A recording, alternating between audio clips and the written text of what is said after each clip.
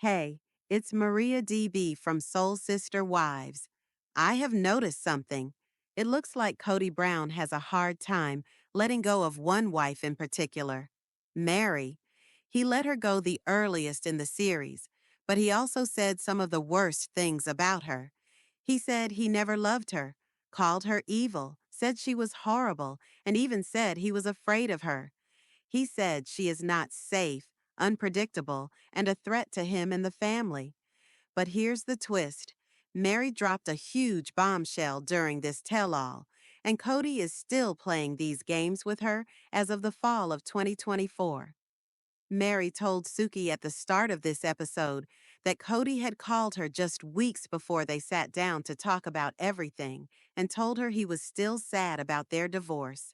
I don't think Cody would ever say something like this in public, but it makes sense given how he's acted toward Meri over the years. He has publicly insulted her, claiming he is no longer in love with her, accusing her of cheating on him, and going on and on about the catfishing incident that has been blown out of proportion. Can we please take a moment to talk about how obviously sexist this whole thing is? I don't care if the system lets a man have more than one wife and cheat on his wife, but that's what Cody did. He was unfaithful, plain and simple.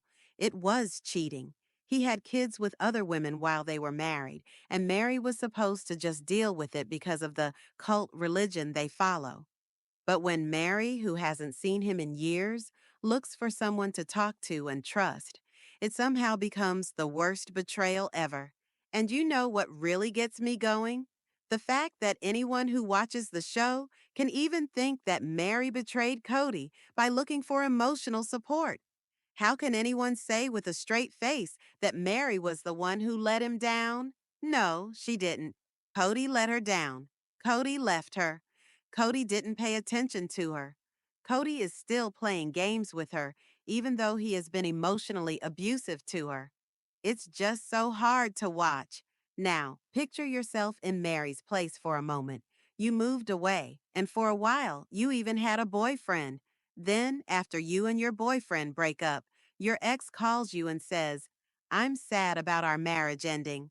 How many of you have been in a relationship where something like this happened? I want to know if this has ever happened to you all.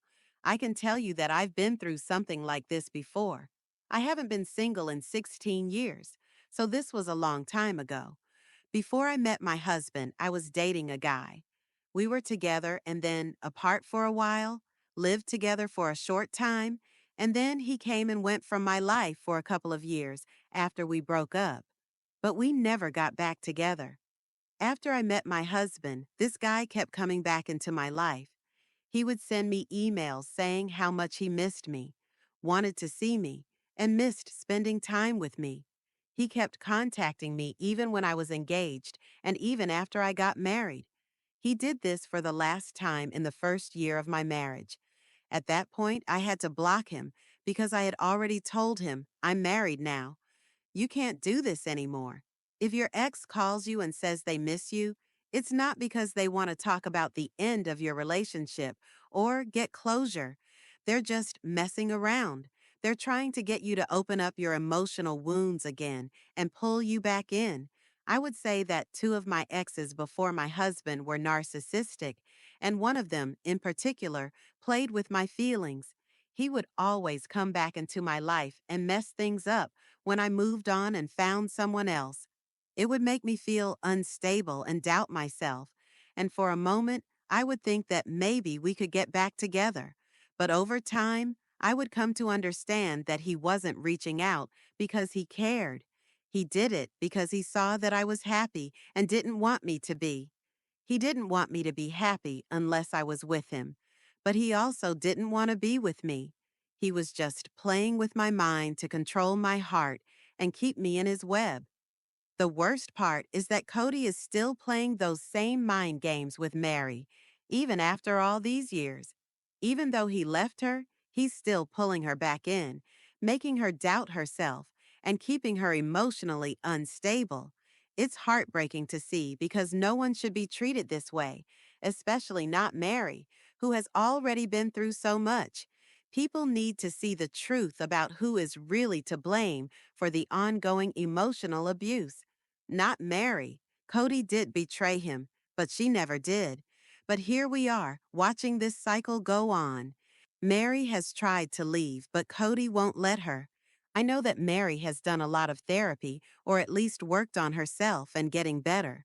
I think she is beginning to understand narcissistic abuse, but I don't think she has had the same kind of therapy that Christine has had.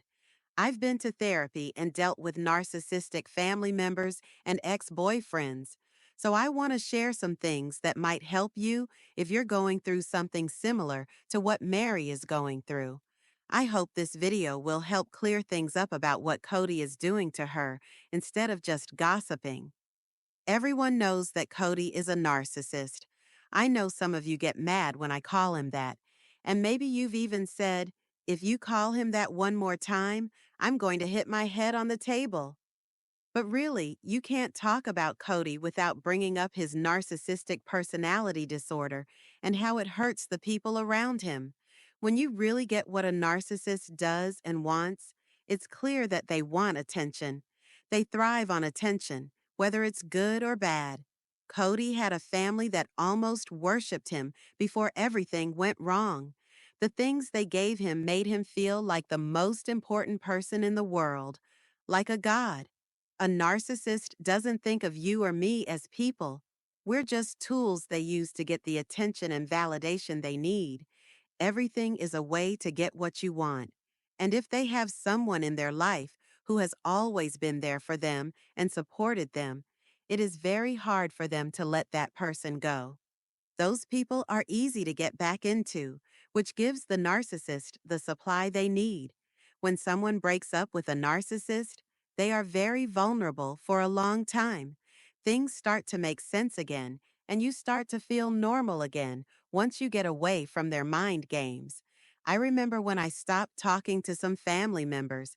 It took me about a year to relax and realize how confusing my life had been before I stopped talking to them. People always told me I wasn't meeting some unspoken standard, which made me feel like I wasn't good enough. There were a lot of lies, falsehoods, and gaslighting. I could see things more clearly once I was away from it. The narcissist didn't want me to go. When they don't want to let go of you, they do something called hoovering. Like a vacuum cleaner, they hover around trying to pull you back into their emotional vortex. This is part of the cycle of narcissistic abuse. Cody has kept Meri in this cycle for more than 30 years. Meri now says, I'm not going to let him make me feel bad about his grief. That sounds like a strong statement, but Cody has said many times that Meri made him feel bad about his feelings. It's sad that they grew up in a family where feelings were seen as a burden. He would say that he didn't want to carry her weight. Meri is now saying, I don't want to carry his burden, but Cody isn't asking her to do anything. What he's doing is trying to get her back. Meri doesn't seem to fully understand that this is hoovering. He's trying to pull her back into his emotional grip. When someone is hoovering, they will suddenly get in touch with you after not talking to you for a while. They'll say they're sorry and promise to do better. They will want to be friends with you again and ask you to forget about what happened.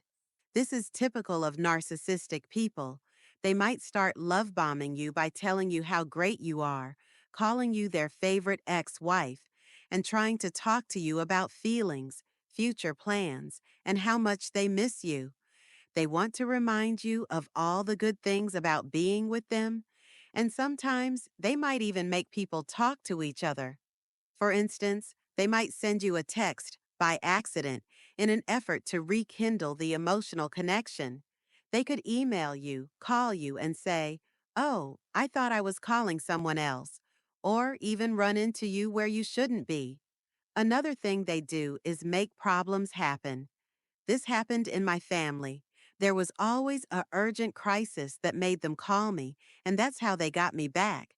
They also like to use your family and friends. If they can't get in touch with you directly, they might use people you know to send messages to you. And while they're doing all of this, they try to make you feel like what you went through with them wasn't as bad as you thought it was. They'll make you think they're only doing it because they want you back in their lives and need what you give them. But the truth is that nothing will change when you get back into their life. It goes on and on. They'll start by showering you with love and praise. Then they'll start to make you feel bad about yourself before getting rid of you again. After that, they'll vacuum again, keeping the toxic cycle going. Cody has been doing this to Meri for a long time. It's very hard to get away from narcissistic abuse, especially when it's a partner, parent, or sibling. Narcissists thrive on our kindness, empathy, and weakness. They take advantage of our wish to see people change and do better. They know just what to say to get you back. Meri said, I told him that it wasn't his place to do this to me anymore. And Cody got angry and said he had the right to talk to her about it. This shows how much he thinks he deserves. He doesn't respect her space, which is something narcissists do. This also lets me know that Cody is only contacting her because he isn't getting what he needs from Robin. Narcissists always need more than one way to feel good about themselves. Cody has been in a polygamous relationship for about 35 years. He doesn't know how to be happy with just one wife because he has always been praised and worshipped. This is why he tries to get Meri back, even though he doesn't really want her. It's gross.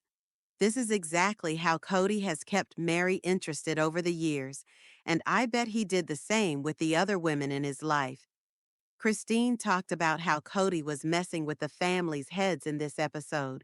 She was mad at him for crying when Meri left because she was embarrassed that he would be sad when he was the one who broke up the family.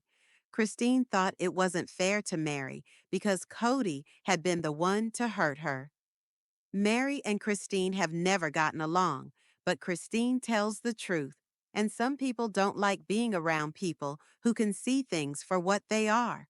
But Cody still didn't want to let Meri go as of October 2024. At that point, it was clear that Meri was doing better. She didn't want anything to do with him. I believe that even now, in June 2025, she is in a much better place than she was then.